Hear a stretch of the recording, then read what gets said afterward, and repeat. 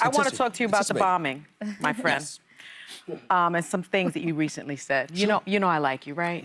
Okay, so you recently accused Senator Mark Kelly, a veteran, an astronaut, of crossing the line for participating in a video reminding troops that they can refuse to follow illegal orders. Okay.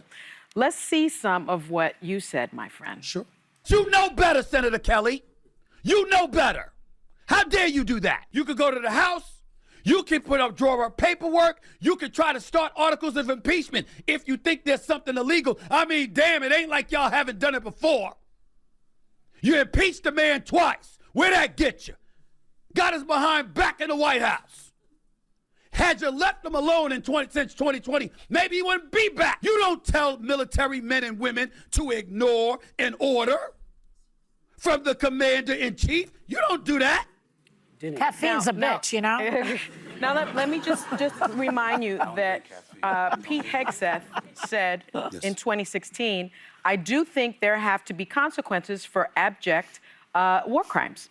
If you're doing something that is just completely unlawful and ruthless, then there is a consequence for that. That's why the military said it won't follow unlawful orders from their commander-in-chief. Okay. Now, given the fact that the secretary himself said that, I'd love to give you the opportunity to perhaps change your position on what you said. I'm not changing a thing. Okay. I didn't stutter when I said it. You want to stay loud and wrong? Well, you could call it loud and wrong all you want to. You're entitled to your opinion. I'm entitled to mine. Okay. Here's the reality of the situation. First of all, I don't give a damn what Pete Hegseth has to say because I will tell you right now, he was never qualified for the job. When you talk about DEI and eradicating that, excuse me, what was he doing hosting Fox News on the weekend and all of a sudden he's the defense secretary? Please, give me a break. I don't care what he has to say. Let me get that out the way.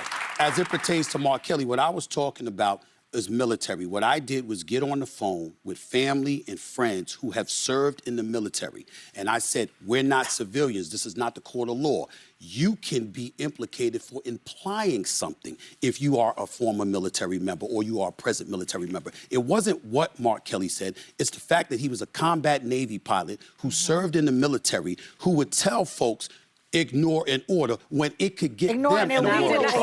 I said illegal. I said illegal. I'm talking about illegal. I understand that. He said you don't have to follow an unlawful order, and that is in the military code of conduct. And I'm saying to you, hold on, which I'm aware of. But it didn't sound like you were aware of that. Well, no. I disagree with you. Stephen, can I ask you a question? I had two governors, by the way, text me to tell me I was wrong, and they agree with you. You are wrong. I had two senators that reached out to me and said, you weren't wrong at all. Well, Mikey Sherrill did say that the reason they felt the need to put that out is they were constantly being approached by people in the military saying, we're being put in really uncomfortable situations. But that to me is a little more relatable when you're a veteran yourself. But I'm saying let me say this real quick. You gotta do it real quick. Or wait till we come back. All I'm saying is this. If you're a member of the military, I'm looking at the soldiers as saying, don't get yourself in trouble. Let somebody else do it. Don't you do it because it ain't gonna work for you. But you get Sorry, that was a list of slop kids.